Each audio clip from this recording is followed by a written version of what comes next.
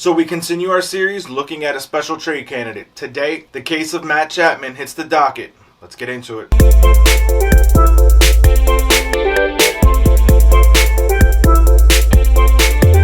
So what's going on, baseball fans? Jeremy Laracuente here for the Baseball Banter Broadcast. And as I said in the open today, we'll be looking at the top 3 trade places that I think Matt Chapman could be traded to. But before we get into it, if you haven't already done so, smash that subscribe button down below. It shows a huge service for us in helping to grow this community. And now Chapman drives one left field, and that baby's gone. On my list. Now, as we look at this third team, this is a inter-division rival, and that of the Houston Astros. I think that the vacancy at shortstop with the departure of Carlos Correa allows the Astros to move Alex Bregman from third base over to shortstop. That will allow them to go for and trade for a guy like Matt Chapman. We know that Chapman is one of the best defensive third basemen in the game today, arguably amongst the best of all time so far in his early career. And this will allow the Astros to solidify that left side of the infield.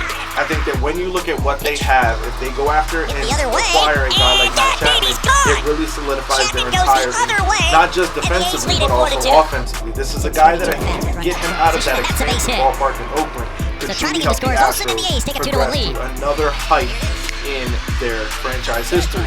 I also think that this would be a player that would help kind of ease the burden and some of the loss of Carlos Correa. Now, the second team on my list is that of another interdivision rival, the Texas Rangers. I think that the Rangers have gone out very big this offseason so far and signed Corey Seager and Marcus Semien to play shortstop and second base respectively. But I still think that there's an opportunity for them to go out and get a third baseman. The best way to do that is to trade and weaken one of your interdivision opponents in the Oakland A's and acquire Matt Chapman. Similar to how it would help sustain the Astros, it would also help sustain the Rangers. I think this would allow the Rangers to really bolster their team in a big way going into the 2022 campaign. This would also allow the Rangers to really push themselves back towards the top of that division.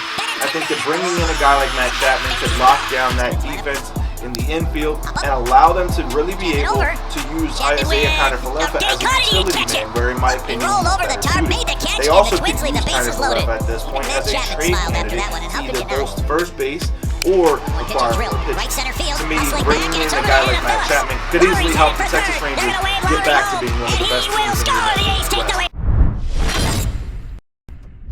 The final team on my list for the potential acquisition of Matt Chapman is that of the Milwaukee Brewers.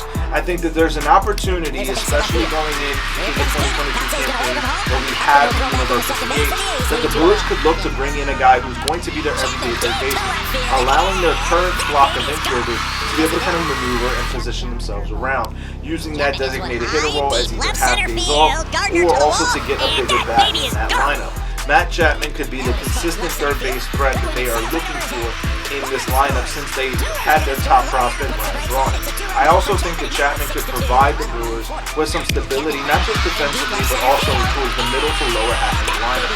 I think that there's a lot to be excited about if you're a Brewers fan going into 2022.